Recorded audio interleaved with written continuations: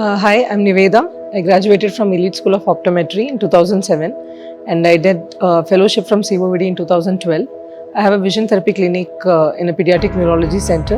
I have a startup in the name of urbanlens88.com. I heard from Aditya sir that there is a master's program in collaboration between Sankara and City University. And initially I was a little skeptical. Then I really joined this course and I came forward. This is the first time visit to the City University. I really found that the course was actually beneficial, imparting knowledge in people. Also the collaboration seemed to be good. The university as such has great vision and mission. So it's a good collaboration. They have benefited a lot of people. Hope to have more benefits for more people in the near future and hope to have more collaborations too. All the best to my fellow students, to the Sankara Institute of Optometry and also to the City University. Thank you.